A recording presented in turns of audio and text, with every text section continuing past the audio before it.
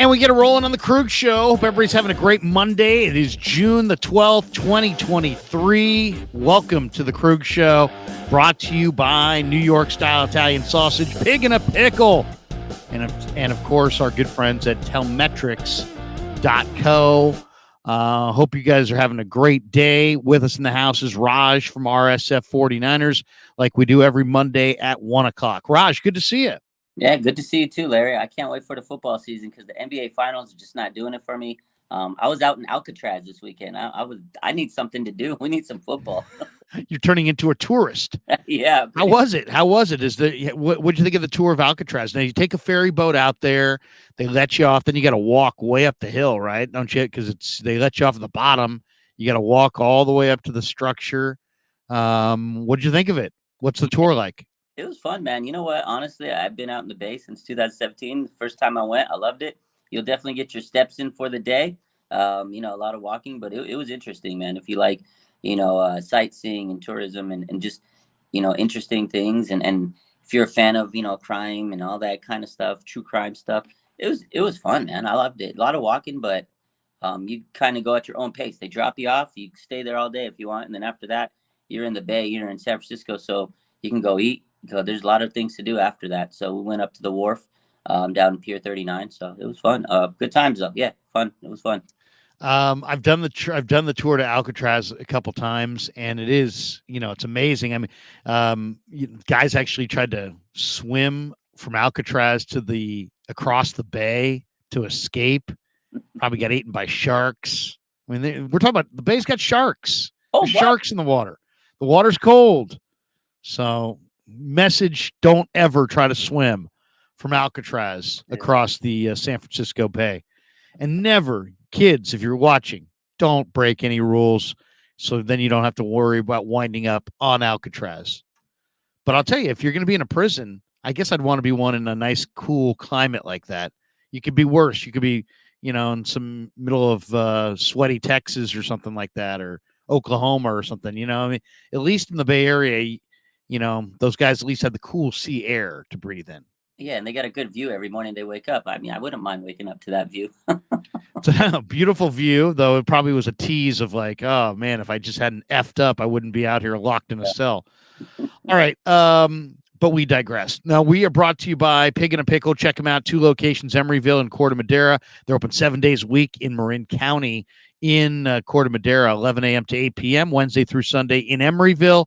Pig in a Pickle, the best barbecue in all of Northern California. All right, I titled this, Which Ex-49er Will the Niners Miss the Most? What do you think? Who's the Niner that, that we're going to be sitting there going, oh, man, where's that guy? Miss that guy. Is it going to be Jimmy? Is it going to be Emmanuel Mosley? Is it going to be Jimmy Ward? Who else? Raheem Mostert's moved on. That was a while ago. Jeff Wilson's no longer a Niner. They lost Azeez Al-Shaair, who's a real big hitter, kind of a tone setter. What do you think? Who's the, is there one player that you think of and say, man, Arden Key has moved on? That was more of over a year ago. But what do you think? Who are they going to miss that they lost this offseason? Yeah, I think it's Jimmy Ward. I love Jimmy Ward. 9-year, vet. He played on this team longer than anybody. Now you got Arik Armstead, the longest tenured guy. I mean, you may be able to replace his play because, Gibson came in and he filled in admirably last year, and I think that's what they went with. They went with Gibson, a little cheaper, and they can sign him for a year. They got Jair Brown. They put an emphasis on safety, taking Jair Brown with their first pick in the draft. So that tells you they know that Jimmy Ward's going to be missed on the field. But just in terms of leadership, man, the guy was a glue guy. He was a lot of intangibles. He was one of those veterans that, really helped pace this team. The younger guys, Diamondor, Lenore, these guys looked up to him. Fred Warner looked up to him. This guy has been through a lot with his team. He was on some bad teams, some really good teams, a part of that championship run that fell short a couple times. So Jimmy's a good dude. And personally, I've talked to him many times and just a really good guy. I'm going to miss him myself. I know the team's going to miss him. He was great, man. He was versatile. They could play him all over the field in the secondary, safety. He played nickel corner last year, and he figured it out quick, and he was nice. So we talked about this, me and you, a couple times, that nickel spot's going to be a really big, competition. So I think it's going to be Jimmy Ward just for many reasons. There's a multitude. Like I said, great veteran, man. The guy was a heck of a guy. I wish him luck in Houston, and now he can be their veteran leader. And I get it. Money. You got to pay for that check. It's not guaranteed. You want to maximize your time in the NFL. So respect him. I respect all the players. But, to me, the answer there is Jimmy Ward.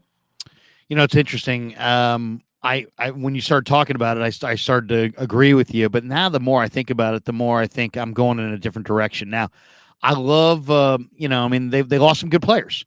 They lost Jimmy Garoppolo, but they got Brock Purdy, Trey Lance, Sam Darnold, Brandon Allen, and a deeper, better quarterback room. So I'm not really that concerned about that one. They lost Mike McGlinchey, but personally, I wouldn't have paid him the money. I think it's a smart decision not to pay him that money, and I'm fine with Colton McKivitz. You're going to miss Jimmy Ward. There's no question. But, after watching Isaiah Oliver, I think we're going to, you're going to miss Jimmy Ward's leadership. You're going to miss Jimmy Ward's toughness, his ridiculous hitting, his tone setting hitting. I can make a real strong argument, though, that Isaiah Oliver is a better cover guy. I think you're going to miss Robbie Gould quite a bit. Jake Moody's got a huge leg. Raj, he kicked a 63-yard field goal the other day in front of our eyes. It was incredible. But, Robbie Gould was very consistent. I think they're going to miss Emmanuel Mosley quite a bit. But they do have Darrell Luter, and they do have this kid, Deshaun Jameson, and Samuel Womack. So you got three young deep corners that are there. I'll say this. I think it's going to be the combination. I'll give it a tie. I'm going Samson Ebukam and Charles Omenihu. Those are the two guys that I think they're going to miss the most. Why? Because they both had great motors, great speed. I mean, Omenihu had incredible speed as a defensive tackle when they played him inside. So he gave their NASCAR package a real electricity. Ebukam is just a crazy underrated edge rusher who's just plays a million miles an hour. And, I don't see Cleveland Farrell, Kerry Hyder, Austin Bryant, Robert Beal, or, only Drake Jackson can even get to that level. And even Drake, I don't know, is going to be as good as Ebukam and Omenihu up front. So I'm going to say they're going to miss Ebukam and Omenihu. And I'm worried about that, actually. Personally, I think those two losses are the losses that bother me the most, because I think that's where this team is weakest. If Drake Jackson has a monster year, maybe they won't miss those guys. But if Drake just has a pretty good year, even if Bosa stays healthy, I mean, there's a lot of passing downs in the NFL. Farrell, Hyder, Bryant, Beal, Barrett, Darrell Johnson.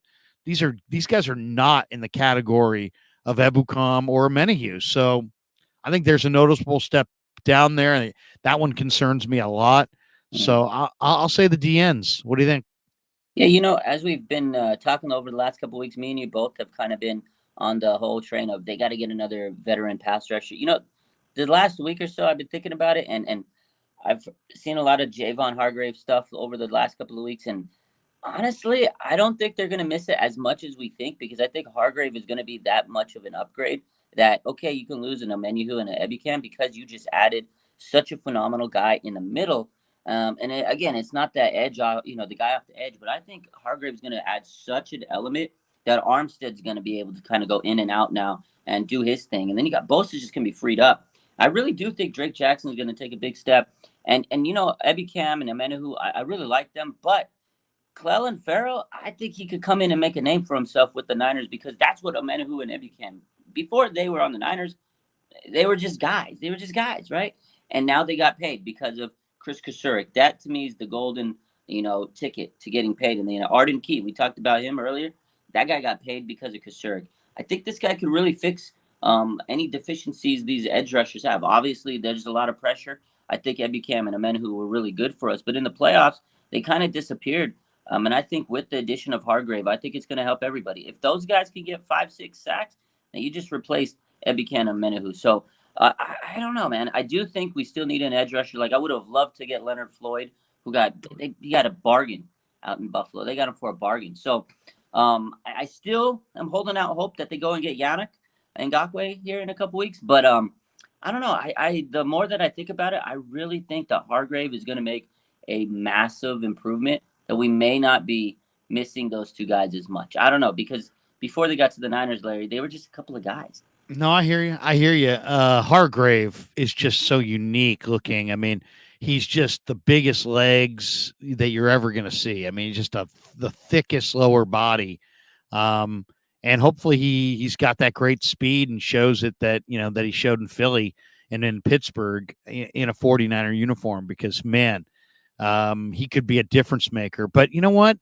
This kind of segues into a video that I made the other day, which is I'm looking at that. I think you're right. Buffalo got a bargain on Leonard Floyd. They got him for a base salary of 1.1 million, all of which is guaranteed, and then he's owed a signing bonus of 5.8 million. I mean, there were a lot of people speculating $8, $9, $10 million for one of these edge rushers. Then Denver signed Frank Clark.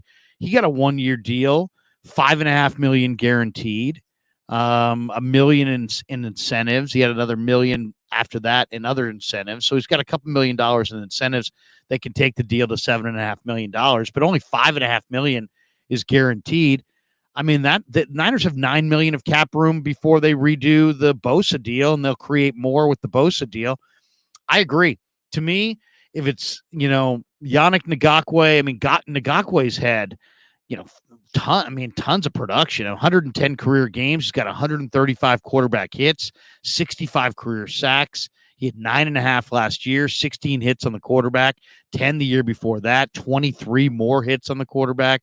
Ngakoue says he wants to play for a contender. He's hungry to win a Super Bowl. He also has 21 career forced fumbles. So to me, yeah, if you can get Ngakoue, I would definitely do it. And it's just money. Or you know what? I mean, you have next year, you got your 1 and your 2 and your 3, and you've got 3 or 4 compensatory picks coming your way. Albert Breer reported the Commanders are open to talking trade for Montez Sweat and Chase Young. I'm knocking on Martin Mayhew's door saying, Martin, remember us? We're buddies. Give us Montez Sweat and we'll give you, a 3rd round pick, or, Montez Sweat for a 3rd and a conditional pick or something like that. Or, hey, you want Sam Darnold at the end of preseason if he doesn't make it here? We'll give you Sam Darnold in a 5th, But you add Montez Sweat or Chase Young to what the Niners have, or Ngakoue. Those, to me, I'm looking at those 3 guys in particular. If you could add that kind of a piece, I think that's the final piece to the puzzle for the 49ers, and I think it's essential that they get it. Yeah, I agree. If what it takes is to hype up Sam Darnold, please let's just keep gassing him up, because I would love to go get Montez Sweat or Chase Young from the Commanders. I doubt that would happen, but man, you're right. You just get one more edge rusher off there onto this team, and I think it's lights out again because you have the addition of Hargrave. You got Drake, who's supposed to take this leap, and sure, he can make any one of these guys, a 4 to 5 sack guy. So you add a guy like Ngakoue, man, you get another 7, 8 sacks off the edge. It's going to be hard to beat this team. In that 2019 season, that was it. Whenever we played these traditional drop back quarterbacks, they could not stand in the pocket for 3 seconds and then get the ball out. And it was like, oh, they just saw the rush coming. So obviously we still have some issues with mobile quarterbacks. We've gotten a little better, but I think as long as we can get that edge rusher off the side to help Bosa, you'll have, people coming off of each side. You got Bosa, whoever is coming off the right side or the side Bosa's not on, and then up the gut now. So that to me is the key, man. And I hope they can, get something done in the next couple of weeks, because there's still a few veterans out there. And again, like you said, a lot of steals, Clark and some Leonard Floyd. So if those guys can be taken off the market for a 1-year, $3 to $5 million deal, I know the Niners can afford it, but I just think they really want to see what they have with these younger guys. They don't make any rash decisions. They really like to develop their players, and I respect them for that. But sometimes I just feel like you just got to go all in. Like last year when they made that CMC move, it was like, okay, that's what I want to see. Yeah. A little bit aggressiveness, So maybe if they can be a little bit more aggressive in the next couple of weeks and go get another edge rusher, I'd be more confident. I still feel very confident with this team, but you get something like that, it's just going to put you over the top, man. Why not? Absolutely. This is your go time. Bay Area Baller in the chat says, what are we waiting for? Offer Ngakoue or Clowney $6 or $7 million. I agree with Baller on that one. Then he goes on to say, I think this team and Coach Eric could get the best out of Jadeveon Clowney. And I agree. I agree. Clowney would be nice. I mean, Yeah. this sets up nicely for the 49ers. Get Gregus says highly unlikely you get Ngakwe for anything less than 10 million. I disagree. I think I think that's what he might be worth, but we're not talking about worth at this point. This is June. You're talking about cap availability, and if you want to be on a contender, you're talking about what's the cap availability and desire to add a player from just the teams that are Super Bowl contenders. And in reality, who are the Super Bowl contenders? If you said to me, who can win the Super Bowl? Kansas City can, Philly can, the Niners can. After that, everybody else is a gigantic question mark. I mean, New York Giants, yeah, maybe. Dallas, yeah, maybe. People want to say teams like San Diego or the Chargers, I should say, maybe. Buffalo, maybe. I mean, it's those three teams. To me, it's the Chiefs, the Eagles, the Niners. If you want to throw Buffalo in there, fine. But there's not a lot of Super Bowl contenders. So you want to be, a guy like Ngakwe, how many teams out there that are actually legitimate Super Bowl contenders have odds of less than 10-1, let's say, to win the Super Bowl, also have $10 million of available cap room on the 12th of June? Not that many. Not that many, I guarantee you. I haven't done the exercise, but I guarantee you if I went and took the the cap deal and looked at it, I bet you would find that the teams that are Super Bowl contenders for the most part are out of money. And it just really depends how many Super Bowl contenders do you think are legit. I personally think I've named you the three that I believe in. There might be three more out there that other teams believe in. So you're only talking to other people believe in. I would say there's no more than 5 or 6 Super Bowl contenders legitimately. And how many of those teams have $10 million? So I think it's closer to 5. I think the money that you're going to be throwing out is closer to 5 million than 10. Let's jump topics. One of the most exciting positions in my mind is wide receiver, because what you need at what you need at any position for it to be exciting is depth, talent, and motivation. And look at the wide receiver core now for the 49ers. Juwan Jennings, free agent, end of the year. No guarantee he's got anything going if he doesn't have a big year. Deebo Samuel just told us at the mini camp that he sucked last year and that he's going to be way better this year. And like when he was asked about it, he didn't flinch. He's like, my route running, I was sluggish. I watched film with Shanahan. I'm never going to put that kind of film out there again.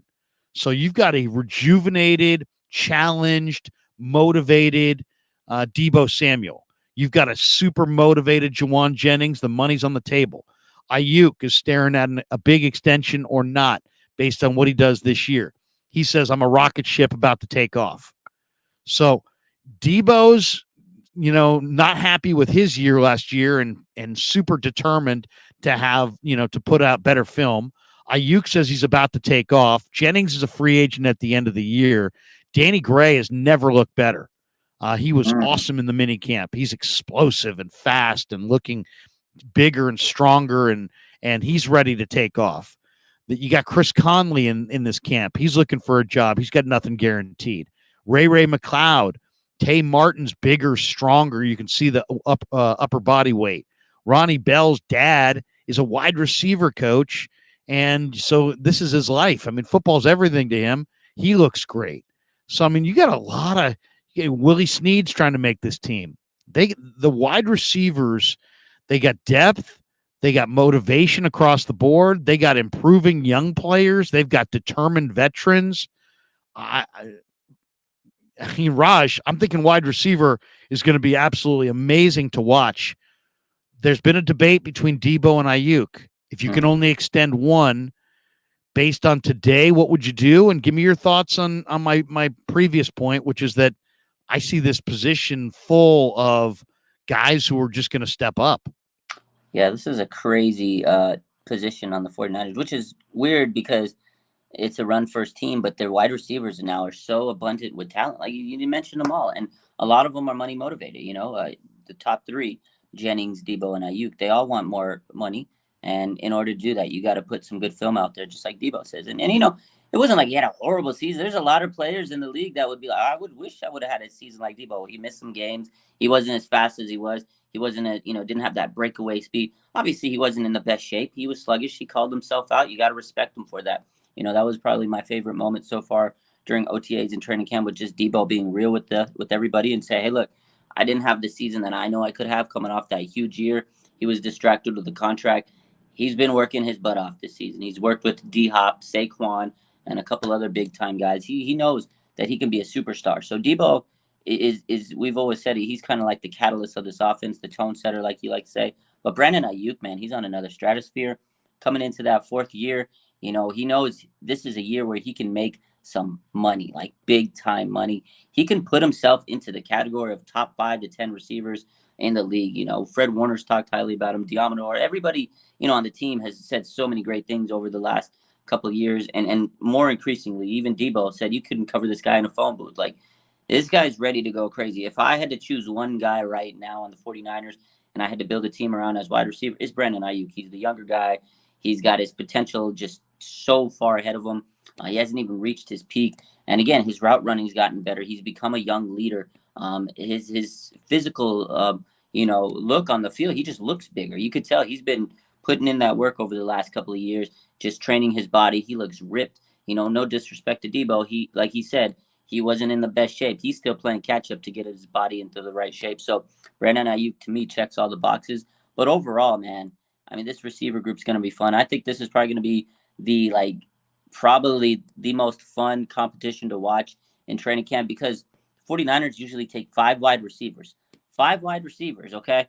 And I don't know who's going to make those 5, because you said that some of those back end guys are going to put some pressure to make this roster. Like Ray McLeod, as much as I like him, as much as I thought he was a good return man, he's not a lock to make this team. Other than Debo, Ayuk, and Juwan Jennings, the next 2 or 3 guys that make this roster are going to be up for grabs, because Ronnie Bell, like you said, has looked good.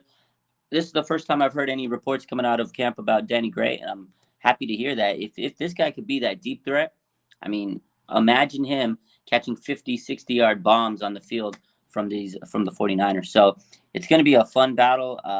Obviously, to answer your question, I'm taking Ayuk out of anybody on this squad because he's ready to go crazy, and he's entering a huge contract. This is like the first major contract he's going for, major contract extension. Debo had his. He knows what it takes, so he's putting himself, refocusing himself. It's gonna be fun, man. You got these guys money motivated; they're about to go crazy. I know, and it's funny. The question came up to Lenore at the presser after the minicamp. You know, which receiver has looked the best to you? And he didn't even hesitate. You know, even though Debo's on this team, he's like Ayuk, Brandon Ayuk. So I would probably go with Ayuk as well, even though I think Debo is a tone setter, and you'd miss him a lot because that tone setting role is a difficult thing to replace. He's so physical. I think he's kind of like, you think about the Niners' identity on offense. I think a lot of it's tied to the physicality of Debo Samuel. So that's tough. I mean, I look at them as 1 and 1A, both motivated. I'm glad I don't have to make that call. I'm glad somebody else can make that call, because Debo is super important to their culture, but Ayuk has got the kind of body and the kind of upside that makes you think he's going to have a better career going forward. These are all tough decisions. Of course, if they both go off, you can figure out a way to keep them both. Tight end use coming up in Nashville. George Kittle's all fired up about it. What do you think? I mean, if they can only keep 3 tight ends this year, who are your 3 guys? It's Kittle's 1. Who are the other 2? That's a tough question. I want to see what these rookies look like. You saw them up close and personal, so you got a little bit of advantage. You know, they are impressive. I mean, they're to me, they're more impressive than Warner and Dwelly. Latu made a couple plays down the field. Kittle said, "Man, he's a big guy." I mean, there's no question. He's 6'4", 240, very athletic. Cameron Latu's definitely got some size to him. He hasn't played very much, so his learning curve is going to be, very sharp. He's only played tight end for 2.5 years. Yeah. And Willis is just such a try-hard guy, tackle breaker, just they kind of a culture player. I think that's very likely that Warner and Dwelly lose their jobs to the rookies this summer. Wow, that's bold. As much as I want to see that, and I would love it because that just means they're playing great. Their competition is up there, which is why I think they brought him in. I think the Niners are pressing these guys like Warner and Dwelly. They want to get the most out of them. But I think to me, at the tight end position, it comes down to the blocking, and I think that Warner may be a little bit of ahead of Willis and Latu in that department. He's a good blocker. He may not be the best pass catching tight end. So I think Warner makes it. I think Dwelly's job might be up for grabs, and I think it's going to end up being the better of the two, rookie tight ends. So if I don't think both of them are going to lose their jobs, Warner and Dwelly. I think it's going to be Kittle, probably one of those two rookies, whoever plays better, obviously, and then Charlie Warner. I still think Warner makes this final roster just because he is a pretty good blocker, and they love to use, those tight ends as an extra blocker sometimes on running, situations, especially with McKivitz, who he's a good pass protector from everything we've been seeing and hearing, but his run blocking may not be the best. So I think to help that, they're going to have to use an extra tight end here and there. So I think Charlie Warner makes it. It'll be interesting to see that battle. That's going to be another fun battle because they got a lot of tight ends. It's not just the rookies. You got, like you said, the two veterans, and then they brought in, who's the other guy they brought in? I can't never think of his name. It's the Fumagalli. Fumagalli. That's the name. Yeah, that was. I mean, you probably say Fumagali's a camp body at this Camp point. body. I mean, he's been in there a few times. I mean, he's a little bit more talented than your typical camp body, but I just think there's no way they're going to cut Latu, even though he's raw, because he's already kind of flashed some big playability and he's got great size and athletic ability. And then it's just a matter of who gets that final spot between Warner, Braden Willis, Ross Dwelly. I think they're going to go 3 tight ends. I don't think they're going to go 4. They're really loaded at receiver. They're really loaded at running back. They're going to keep 3 quarterbacks. They may keep some extra D linemen for depth. They've got a lot of young DBs. I think if there's a position that gets squeezed for 4 spots, it's probably going to be tight end. And so I think they're going to keep 3: Willis, Latu, and Braden Willis. Kittle, Latu, and Braden Willis, I think, would be the guys. But we'll see. We'll see. That one's interesting, because it could go in any direction. As far as mini camp takeaways, who are you going with? I'm going to go with a couple running backs on offense. McCaffrey and Jordan Mason just were terrific. Yeah. On defense, I'm going Drake, a couple second-year guys, Drake Jackson, Samuel Womack. I think those guys really, really took it to a different level. And then I'll throw in the surprise of surprises is the corner from Texas, Deshaun Jameson on defense. I mean, Jameson just was everywhere. He's wearing 49 out there. He's got a lot of experience. He's around the ball. He's got a great break on the ball. He's a dynamic return guy. We haven't even really seen that yet, but just his play from scrimmage as a corner, I just love the way he breaks on the football, and I think he's going to give. I mean, Lenore for sure, Oliver and Charvarius. Those are your starters. You got Terrell Luter in competition, but you also have Samuel Womack. You got Hartsfield, Ambry Thomas, Quantrez Knight. But Deshaun Jameson, I'll say it right now. It's June the 12th. Jameson's going to make this football team. There's no question in my mind. I mean, he looks fantastic out there. So I would say, that's the 2 running backs on offense, the 2 second-year players, Jackson and Womack on defense, and Deshaun Jameson is the kind of the wild card surprise factor. Give me your takeaways from minicamp, what you've seen, heard, and what your big takeaway is. Yeah, first off, I love the secondary depth, man. This is amazing because a couple years back, the depth at the cornerback position was terrible when we had to go and sign, players off free agency like last minute. Josh Norman, the vibe, and Drake Kirkpatrick. Like we're a long way from that. They have really put an emphasis in the cornerback position. I know they're younger guys; they got to develop, but I mean this depth. You just mentioned pretty much all of them. That's amazing for me because I felt like they were not putting enough emphasis in the secondary for a long time. And now it seems like they've really transitioned and made that a position of priority where they're developing secondary players all over the place. So that's going to be a fun battle. I heard really good things about Diamond Lenore this camp. So I'm excited about him. I've been excited about him since last year when he really turned it around.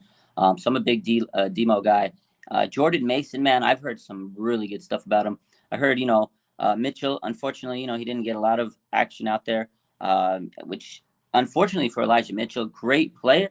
This guy has yet to stay healthy through his career yet. I mean, amazing talent. If he's on the field, the guy is just such a a change of pace from Christian McCaffrey. And if you have two guys like that, it's amazing. But Jordan Mason, man, this guy just works. He comes in, brings his hard hat to work, and he's just that blue collar guy. And I've heard nothing but good things about him. So it's good to hear, that you reinforce it. So to me, man, Jordan Mason is a guy that I'm so excited for. Drake Jackson too. I know we've mentioned him a lot. You could tell he knows there's a lot of pressure on his shoulders, and he's answering the call so far. A lot of hype on him, but sometimes those big expectations can really, get to you mentally in the season. So I want to see if he's going to be able to maintain, all the work he's been putting in this off season, and kind of see if it can take over into the regular season. Because right now, there's no pads. Everybody's going to look good, but can you do it when the pads are on? Can you do it when the media is there? Can you do it when the pressure's on you? So a lot of these guys right now, it's early, so I want to see them do it when it really, really, really starts counting. But it's good to hear, that they're coming in better shape and things like that. So to me, Jordan Mason and Drake Jackson right now are the guys that I've heard nothing but great things for, and I'm excited for them. Danny Gray, that's a guy I'm really intrigued for because, they got him last year. There's a lot of hype. Didn't really get to do anything. So hearing what you said, that he's coming into camp, bigger, physical, a little faster, a little bit more pep on his step, that's good. That's encouraging. I heard, there was a big touchdown pass to Danny Gray. I'm sure you saw it in minicamp, and that's something that's exciting to hear. So, yeah, I'm excited for all the younger players. Obviously, we know what we're going to get out of Kittle. We know what we're going to get out of Ayuk. We know what we're going to get out of the veterans, Fred Warner. But I want to see what these younger guys that are ready to take that leap are going to do. And then a guy that is a veteran that's on the team that we just finally got to see, Javon Hargrave. We mentioned him earlier. I saw some content on this guy. He is huge. This guy is massive. I'm excited about him. So yeah, those are the things that I kind of took away from the minicamp coverage. The running back position is also just ridiculously stacked. I mean, Elijah Mitchell didn't play in this mini camp. He's had a lot of injuries. I'm not sure exactly where he's at with this latest round, but McCaffrey is obviously a superstar. Juszczyk's a Pro Bowl fullback. Jordan Mason, it looks lean and mean. So does Ty Davis Price. And I'll tell you, they got a couple young backs in camp, one of which who's going to join us later this week on the channel, Ronald Awat, the kid from UTEP. And I'll tell you, his final practice, they threw him 3 or 4 balls out of the backfield. And it's not that he's catching it. He's that he's catching it so naturally, so effortlessly. And he's got good size, good make you miss ability. I'm really eager to see what these undrafted rookie running backs look like, because the Niners have had great success here. And if Awad is the player that I think he is, and Laburn's the player that I think he is, man, they're loaded, because Ty Davis Price looks explosive. Jordan Mason's lean. McCaffrey's never looked better. Mitchell's probably going to get healthy. And then you also get 2 fullbacks. You got Juszczyk. Obviously, you got the rookie Jack Coletto. So they're loaded at running back. And the competition, I think, could be really, really good. Let's talk a little bit about there was a video that went out the other day. A guy named Rollins put out a video saying that basically Brock Purdy and Jimmy Garoppolo, I mean, he's literally said it. I'm not trying to incite any argument here, but he basically said they're the same guy. And then when I saw that, I was like, oh, God, here we go. My goodness. Are we really going to have this debate? I mean, we just saw Brock Purdy take over for Jimmy Garoppolo and show that he was better, to the point where there wasn't one guy in the locker room at the end of the year who was like, you know what, when Jimmy comes back, and there was talk that Jimmy would come back, but nobody was talking about it because Brock had played at a higher level. And so nobody to talk about it would have been like, well, what? And yeah. So when Jimmy comes back, what, nobody did. Literally nobody at the end of the year was like, well, if Jimmy comes back, I guess because it didn't mean anything. Even if Jimmy came back 100%, they were going with Brock Purdy because Brock Purdy showed that he was better than Jimmy Garoppolo. But this guy Rollins put out a video, and it was a pretty decent video. I won't criticize the video. Thought it was pretty solid. He stuck to his facts, and I understood his points. He made a number of points. If you asked me, Where does Garoppolo rank among all NFL quarterbacks? I would say he's just a kind of a middle of the road quarterback. 15, 17, 20, somewhere in there. I don't know where I would rank him exactly. I'd have to go on a piece of paper and really look at it. But I would say if you just asked me off the top, I'd say, yeah, 15 to 20 would be the range. He's led two teams to the NFC Championship game, or at least been in two NFC Championship games. He's had a Super Bowl appearance. If you say to me, where does Brock Purdy rank among all NFL quarterbacks? I'd probably say, 12 to 15, middle of the pack, but maybe a little bit higher with the potential to be top 10. And I don't know how you feel about it, but to me, Purdy's better than Garoppolo because he's cheaper, he's more accurate, he's more mobile, he's got much better escapability, he's got much more ability to make plays later in the down by extending plays and keeping his eyes focused. I think he's a better thrower down the field and outside the numbers. I think the numbers actually showed that last year. I think he's a smarter player. I think he's a better decision maker. I think he deciphers pre-snap and organizes in his head what his options are and where he needs to go. I think he's far better than Jimmy in the quick game because his footwork is better. I think he's much better at analyzing risk versus reward and avoiding the huge negative plays that were almost synonymous with Garoppolo's career. And then also, it's like baseball. If you say, hey, I got two prospects here at Double-A and they're both kicking ass, which one's better? Well, if one guy's 23 and the other guy's 29, it's easy. The 23-year-old's better because he's doing it at 23 and the 29-year-old has 6 years of experience. And that's how baseball people look at, it's not just how good you are, it's how good you are for your age, and thinking that as you age, you'll get smarter, better than you would as a younger player. So Purdy went 8-0. He had 2 playoff wins. He got knocked out by the Eagles. We know the story, but he was top 5 in the NFL in passer rating. The Niners did average almost a touchdown more with him than Jimmy G.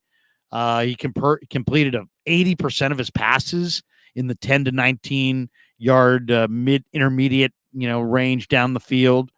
And I just think for all those reasons and probably a few more, I don't see them as the same guy.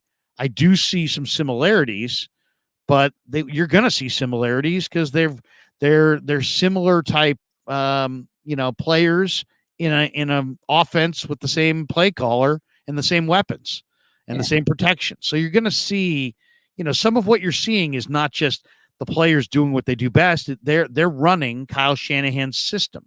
So there are going to be similarities because they're both running the same system. But to me, it's a clear upgrade going from Garoppolo to Purdy.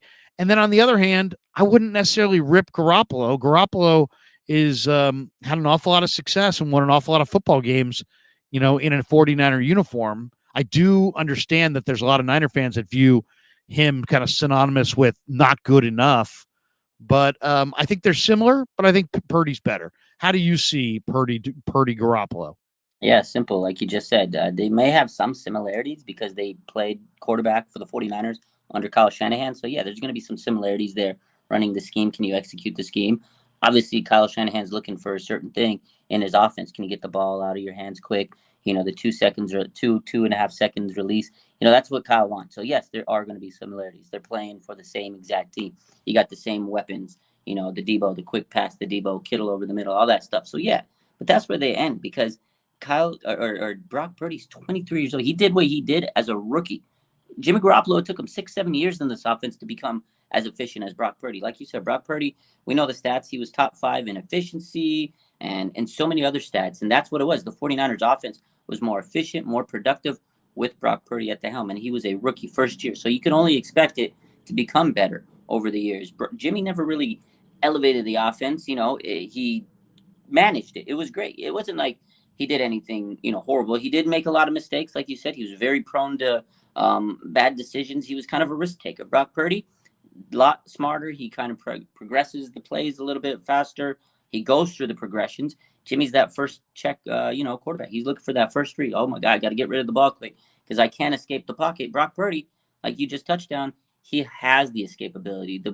The biggest play that I always look at, when I look back at last season was the almost touchdown by Brandon Ayuk. I wish he would have caught it. But no, that was so special. I mean, he scrambles for like 2 minutes. He's going back and forth. Defense is coming in. He runs around, and I mean, he finally just delivers a beautiful pass to Ayuk.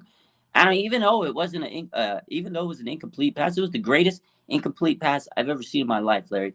And those are the things that Brock has that Jimmy doesn't have. And maybe it's because he tore the ACL and he wasn't the same type of player as he was when he first came to the Niners. But that right there in itself is such a huge difference maker between the two quarterbacks. They're just not comparable. And again, no disrespect to Rollins, he put out a good video, but I saw someone else tweet it after the fact.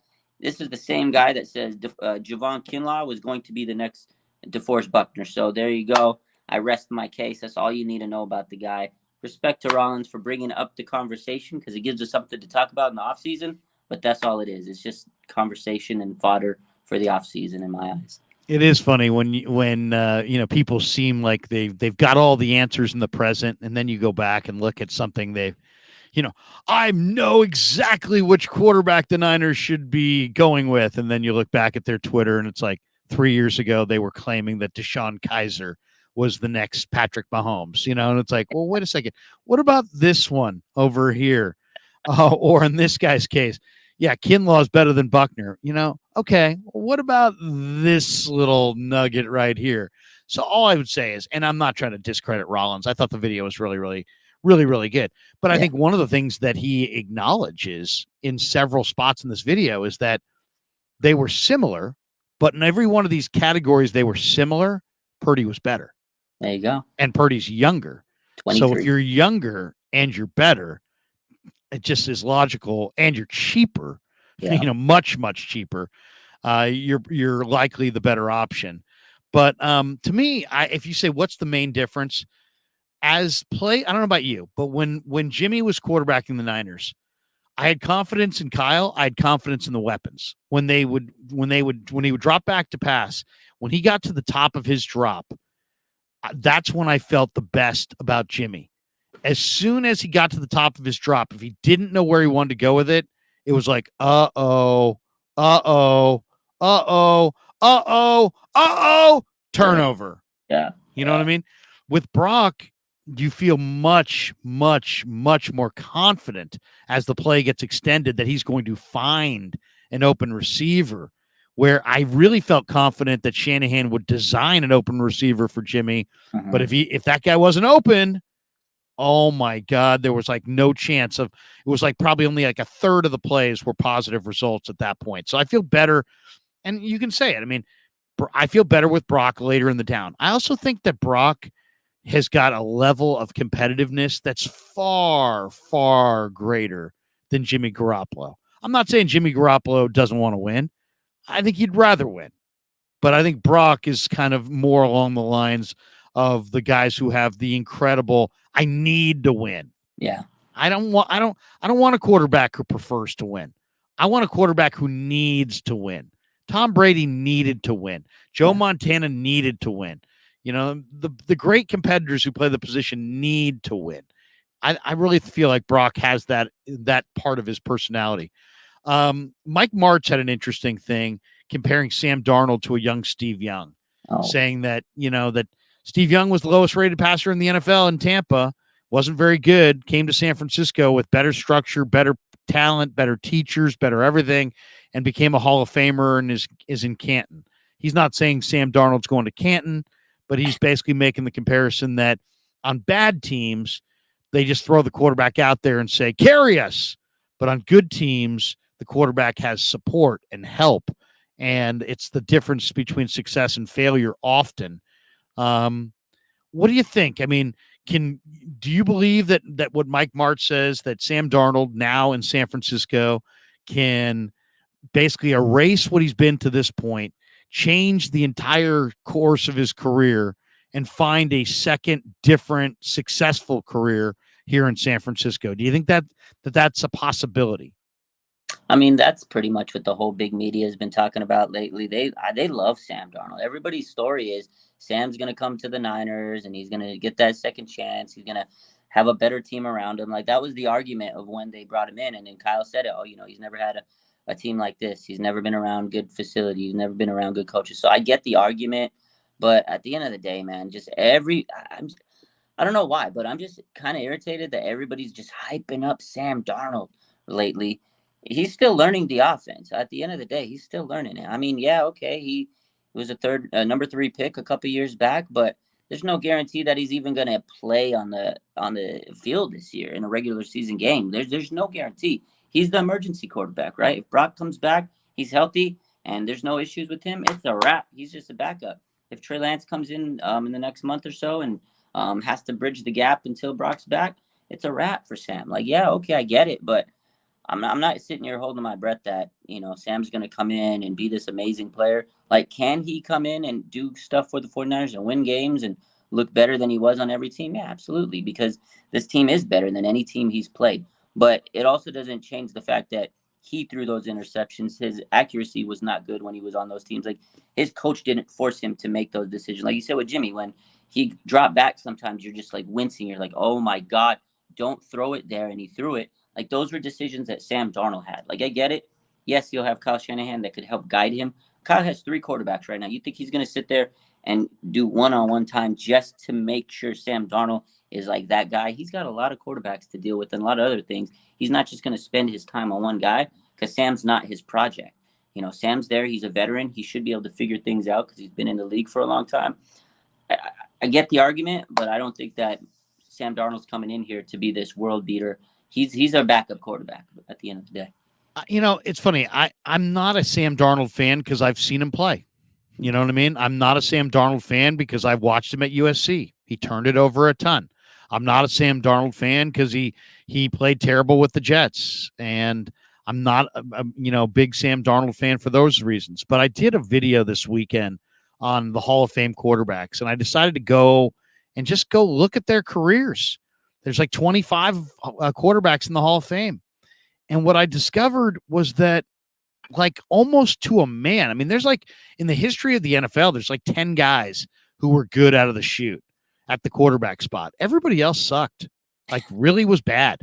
And, guys like Warren Moon and Kurt Warner, for various reasons, didn't even get their chance at the NFL for years. Some of these guys, there's multiple Hall of Fame quarterbacks that weren't any good. They were 27. They still hadn't been any good. Kurt Warner didn't even make it to the NFL till he was 28. Aaron Rodgers sat for 4 years, and then his first year in the NFL, he went 6-10. So I just looked at all those Hall of Fame quarterbacks, and they all were bad initially, and many of them were right about the age of Sam Darnold when they got it going. So to me, I've always believed there's one thing that is totally true about the NFL, which is hardly any quarterbacks step into the league ready to roll. Yeah. So you're going to have to figure it out on the fly.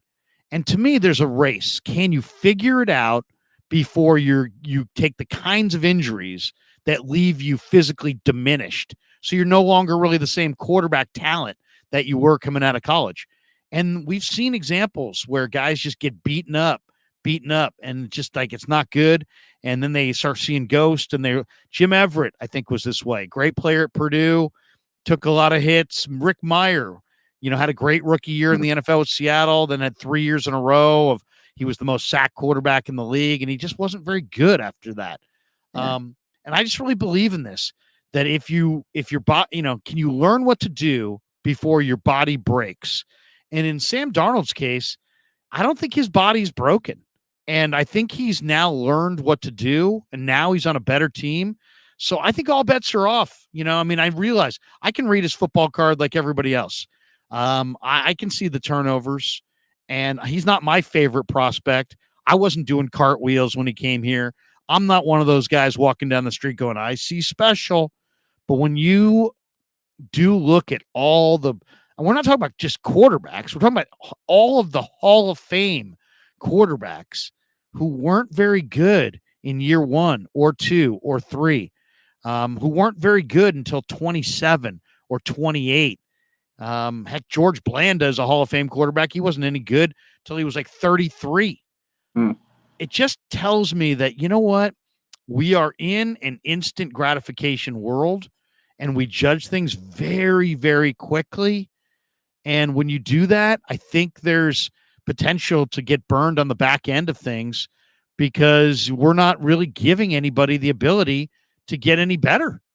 Um, I think Trey Lance is getting better. I think Zach Wilson is getting better. I think Brock Purdy is probably going to get better. I think most of the young quarterbacks in the league are getting better. And I think Sam Darnold is still in one piece physically. So I think all bets are off. I will not put any limits on Darnold. I do not feel like there's no way this guy could be any good. No, no, no. I think there is a way that he could be good because look at the history of every Hall of Famer that's ever played. I mean, it really was amazing. I mean, I went through this thing. A couple of these are just flat amazing. How about this one? John Elway as a rookie, 4-6 with 7 touchdowns, 14 picks. Oh, Here's the other one. Dan Fouts. Dan Fouts is a great quarterback. He went 5-20-1 in his first 3 NFL seasons with 16 touchdowns and 36 interceptions. So, I mean, it's an amazing thing when you look at all the quarterbacks out there. There aren't that many that really, there's 5 quarterbacks for everybody like Marino or Roethlisberger or Mahomes or Brady who really didn't struggle. They just stepped into the league and kicked butt. Most guys step into the league. Joe Burrow went 2-7-1 as a rookie. Josh Allen went 5-6 as a rookie. Jalen Hurts went 1-3 as a rookie. These are among the best quarterbacks in the game. Justin Herbert went 6-9 as a rookie. So, I mean, I'm just saying that I'm not saying that Sam Darnold is going to be awesome. I'm just saying the idea that Sam Darnold is like sentenced to being terrible because he was bad with the Jets and Panthers for, the early years of his career. Jim Plunkett was not good with the Patriots, and he was not good with the 49ers. I don't know if you Niner fans even know. Some of the younger fans don't even know Jim Plunkett was a Niner. Maybe don't even know Jim Plunkett. But Jim Plunkett became a great player with the Raiders, and you can improve. So I would say I think Sam Darnold may. What do you think? I mean, what do you think is the upside of Darnold? Would it shock you if Darnold became a well above average NFL quarterback, whether it be here or elsewhere? no, and like I said, it's not that I don't respect. Like I respect the take. I get what Mike Martz is saying. I get what you're saying. Like it's a very respectful take. Like any player that works hard, and they put in the hours, and anybody, NFL player, NBA player, whatever. Like there's been players all across pro sports that have transcended their career. Like they started out bumping the log, and whatever happened, they turned it on late. Like he could be that guy. Like he could turn it on. I get it. He has talent. He wouldn't have been drafted top 3, if he wasn't talented. He played well, in college, and I get that he has the arm talent. Again, he was in bad situations, but do I foresee Sam Darnold being anything crazy with the Niners? Not necessarily, because they already have 2 guys. Specifically Brock. The guy that they're banking on. That's their bread and butter. That's the guy they want, right? They've made it pretty clear, abundantly clear. And I think the other tip of that argument nowadays in the modern era of quarterbacks, I think it was a little bit more acceptable to wait a little bit to let your guy develop, like Elway and the Fouts and things like that. Because nowadays, you put up those records as a starting quarterback, they're going to find another young quarterback in the draft because that's how it works now. Because of the salary cap, you can go and get a cheaper quarterback in the draft and see if he can develop and then become that guy in 2 or 3 years. So I think the era has changed a little bit to allow a little bit more, chance to get another quarterback. If you're not happy with them, if it's not working out, we gotta get rid of them. You get a new coach like Kyler Murray, right? Cardinals, they went in Josh Rosen, he was the guy, and then boom, the very next year they went and got Kyler Murray because a new coach came in, Kingsbury, and he's like, "This is the guy I need to build a team around." So I think there are some different intangibles nowadays compared to the older days. But do I see Sam Darnold becoming a better than average quarterback? I think he can. And even if he doesn't get a lot of playing time here with the 49ers, I think he'll learn a lot of different things playing here with a good staff, a good team, a good coach, a lot of great players, George Kittle and the wide receiver group. I think they'll, welcome him in like they have. And I think it'll be better for him mentally.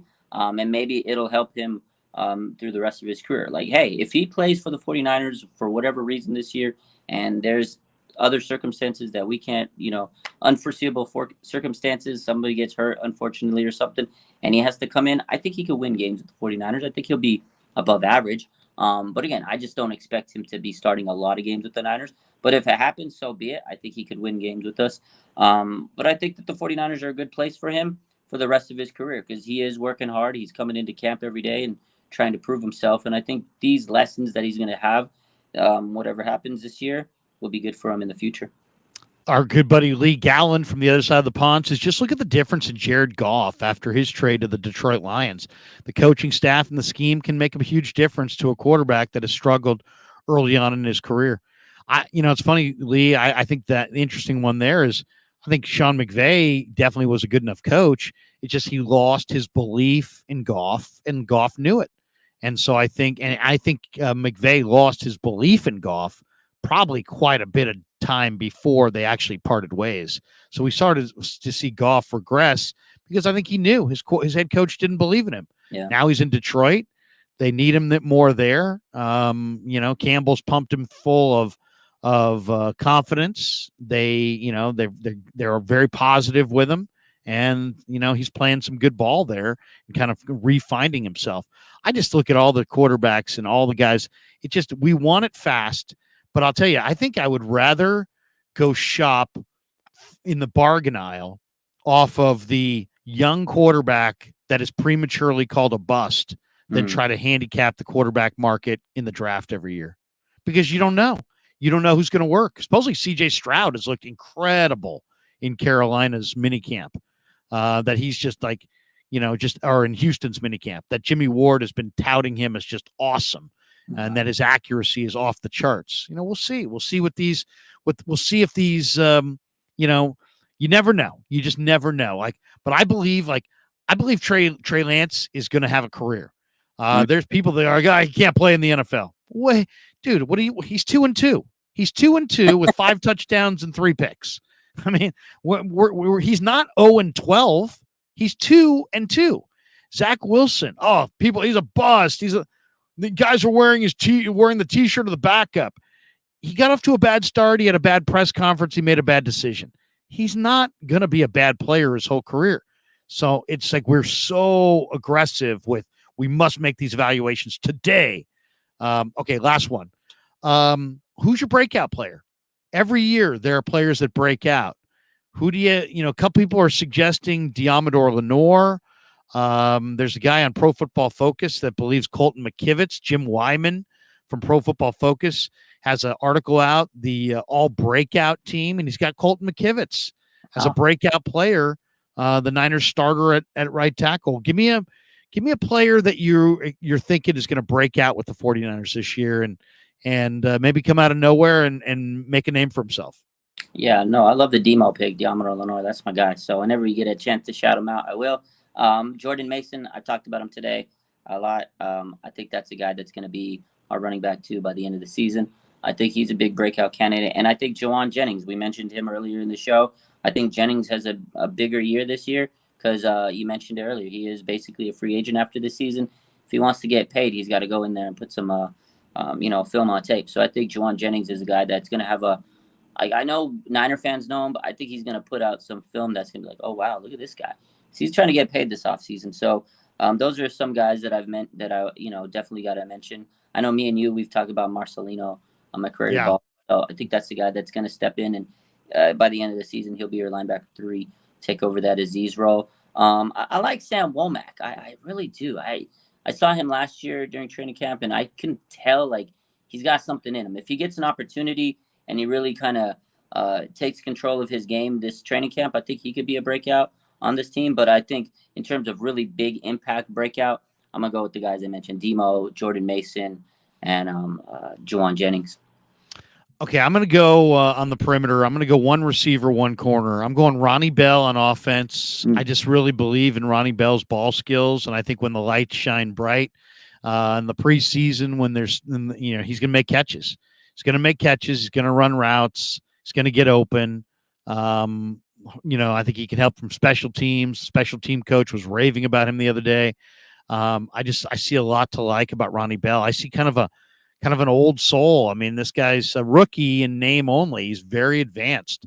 And then on defense, man, there's a couple guys, but I'll go Samuel Womack. I just think Womack, watching this mini camp, I mean, there were a lot of impressive DBs. I mean, if there's a unit on this team that I think is really underrated, it's the defensive backfield, because Lenore looks really good. Afonga's getting nothing but better.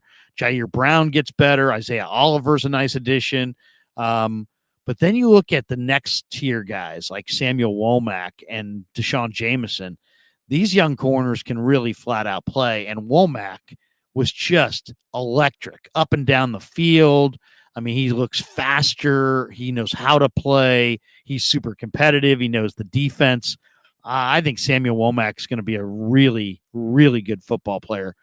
So I like Womack and Ronnie Bell. Ronnie Bell just, very, very polished player, and he just knows what he's doing out there. He doesn't look like a rookie. He looks like a 5, 6, 7 year vet. So I'll take those guys. Last one on the one thought, we had some people at the beginning. I was talking about Super Bowl teams. How many if you were being honest with yourself, how many teams do you think in the NFL legitimately can win the Super Bowl this year? We'll finish with this. Yeah. I got 5 like actual Super Bowl teams. So obviously the Niners, the Eagles, the Chiefs, the 3 that you mentioned. Yep.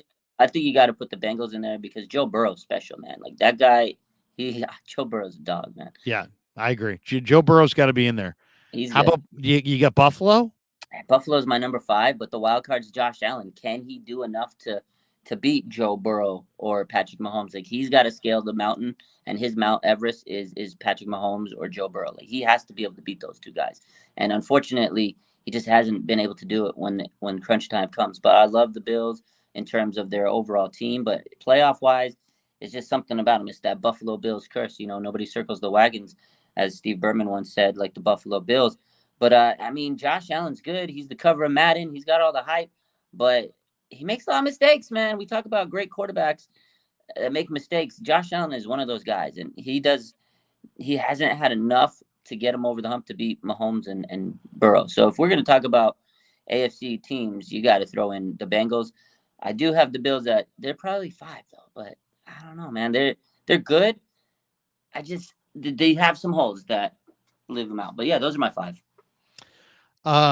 Okay, so I have legit Super Bowl teams. Niners for sure. I don't think anybody in the NFC South. I don't think anybody in the NFC North. Yeah. Eagles. So that's it. I think there's 2 teams in the NFC, Niners and Eagles. I agree. In the AFC, I'll give you Kansas City, Cincinnati, Buffalo, and then you got a couple close ones like Miami, Baltimore, you know what I'm saying? Is there a surprise team? Maybe Chargers, Broncos bounce back with Sean Payton, maybe? I could see Broncos being a real bounce back team. Like if you told me that Broncos were going to flip last year from 5-12 and go 12-5, I wouldn't be surprised. I think Sean Payton's going to help them immeasurably year 1 there. Got a lot of talent. So What about the Jets? You like Aaron Rodgers with the Jets? No. No. Aaron Rodgers? No. No? Oh. No Jets. No Jets. I guess the teams, there's some wild card teams. Like how good are the Browns going to be with Deshaun Watson? How good is Houston going to be with CJ Stroud? Is Anthony Richardson going to get some run with the Colts? Is Jacksonville going to continue getting better with Trevor Lawrence? There's some teams that are interesting to me, but I would say I would go Chiefs, Bengals, Bills. Yeah, I'm just going to go 5. I'm not going to go Ravens or Dolphins. So, Chiefs, Bengals, Bills in the AFC, Niners, Eagles in the NFC, that's 5. And if I got to go 2 like kind of wild card breakout teams, I'll go with Denver with Sean Payton. And who else could be a breakout team? I got Jacksonville. Don't sleep on Jacksonville. Jacksonville's not bad. Maybe Carolina. Maybe Carolina with the rookie quarterback. He's that special. He's that special, but NFC is wide open. NFC. A lot of people like Detroit, but I'm not sure if I believe in that. I I definitely think don't believe in those NFC East teams I, behind Philly. I think Detroit will be a wild card team, but no more than that. They'll be. They were much improved last year. I liked them. They had a good So young. who are your breakout teams? I'm going. I'll go Carolina, Denver breakout teams. Okay, that's respect. I like the Denver pick. That's a smart pick. I'm going Jacksonville and Detroit on in that. Yeah. A lot of people like Detroit. A lot of people like Detroit. That's a hot team. Phil Berto says Cowboys getting disrespected, as they should, as they should. Two interesting starred chats here. Ritty Musich, is it me or does it seem like we just got a crap load of players this year, all with crazy talent? Yeah, Niners look very, very deep right now. And Clarsart said, Larry, we were waiting for a potential edge signing after we signed Bosa due to the freed up cap. And I would say yes. Get ready for an edge signing. Raj, what do you got cooking the rest of the day? I gotta go see some patients right now. I'm gonna go work. Second part of the day, we're gonna work some more. But yeah, other than that, just enjoying the off season, being a tourist on the weekends. I can't wait for football, man. We need some football, and I'll be back later. Actually, no, scratch that. After I get done with this next patient or two, I'm gonna. Rohan wants to go stream with me today, so we're gonna do a show with Rohan. Check in with him. NBA Finals after that, and then yeah, enjoy the rest of this off season. Raj, we'll talk to you next Monday. Have a great week. Take care. You too. There you go. The great Raj from RSF 49ers in the house. All right. Should be a good rest of the Monday. All right. Coming up, what do we got going on the channel tonight after the NBA Finals Game 5? I think this is going to be the final game in the series, by the way. Don't you guys think? I get the sense this is it. This is it for Miami. But at 3:00 in about 45 minutes, I'll be on with Grant Cohn on his channel. And then tonight after the basketball game, join me on the Krug show for a little post game. We'll talk a little Warriors as well. Cy Satsis will be in the house tonight. Carl Foster, Frank Red. Baller's not going to be there tonight, but should be a pretty interesting little breakdown, little soiree after Nuggets. I think the Nuggets are putting the Heat away tonight. I really do. I'd be surprised if the Heat seems done. The Heat is they're a great story, but they do definitely seem like it's, you know what? Like that's pretty much a wrap on the Heat. And the Heat have been a great story. They fought and clawed and made a series of it for sure, or at least, made a playoff run for sure. But you know what? It's just not, they're not in Denver's category. Jokic is playing well. Everybody on Denver's team is in the prime of their career. Denver's got a terrific coach as well. So, I mean, yeah, Eric Spoelstra is a great coach, but so is Michael Malone. And Jokic is one of the most unselfish superstars in the sport, and he's just really, really tough to beat. So give me Denver tonight to put them away. All right, let's get our sponsors in here. We're brought to you by Pig and a Pickle, the best barbecue in all of Northern California. Check them out in Emeryville and Corte Madera. They're open 7 days a week in Marin County from 8 a.m. from 11 a.m. to 8 p.m.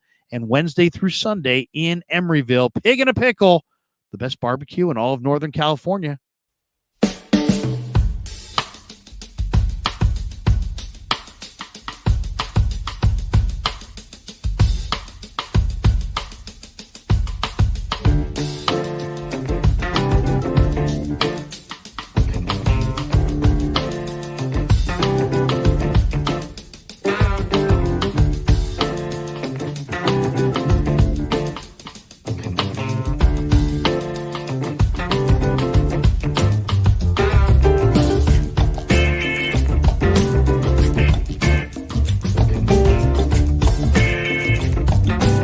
So New York Style Sausage was started over 70 years ago.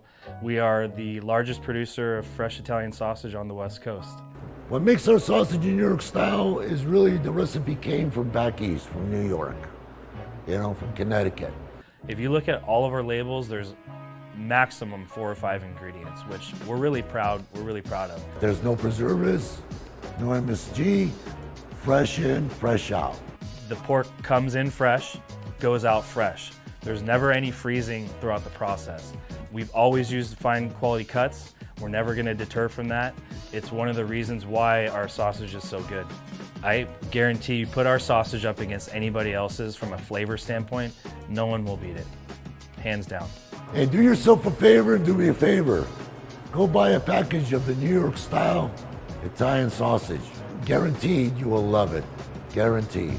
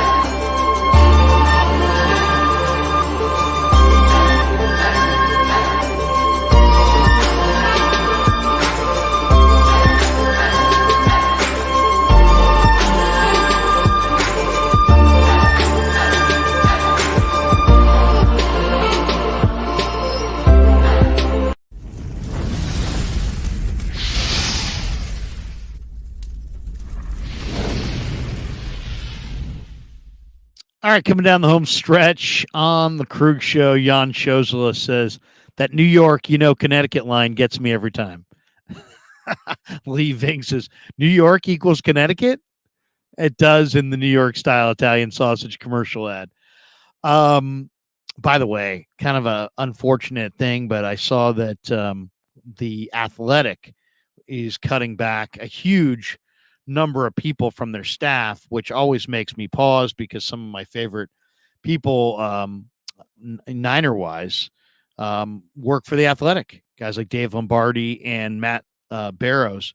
I'm seeing a list here that there were 20 reporters who were laid off from the Athletic today, and neither of those guys were on the list. So that's good news. The only name that I recognized on the list was Jonah Carey, who does a great job covering MLB, terrific baseball writer. And then James O'Connor, the national college football writer, is pretty damn good too. The rest of them, I really don't know. Michael Wright, I think I may have written or read a couple times. He's the national NBA writer. So those are the people that have been let go by the Athletic. There's a list of 20 of them, but luckily no Matt Barrows, no David Lombardi. So good to see because those guys I think are really, really good.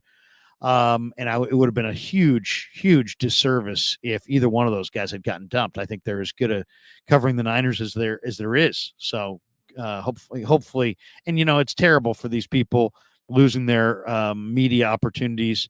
And all I would say to any of them is, tomorrow's a better day, and keep putting. If your content truly is good, keep putting it out there, and just find a new home for it, whether it be on YouTube or Substack or a different newspaper or radio station. I mean, media is a fast changing landscape, and if you have real good content, you will bubble to the surface.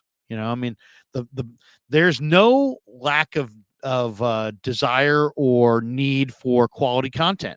So if you're putting out quality content, and I'm sure many of those people are, just find a new venue to put out that quality content, and invest in yourself, invest in your name, invest in your talent.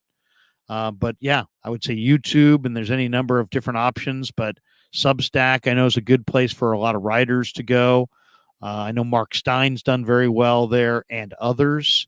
So, but yeah, my heart goes out to you, because anytime you're making a great living, doing what you love, and then all of a sudden, because of corporate decisions that get made way above your head, somehow you lose an opportunity. But as they say, and it's always, I know people never want to hear it, one door closes, another door opens, but you got to have faith. You got to have faith that is indeed the case. Join me in about 40 minutes with Grant Cohn on the Cohn Zone on his channel on YouTube. Should be interesting. We'll chop up a bunch of Niner topics and talk some ball.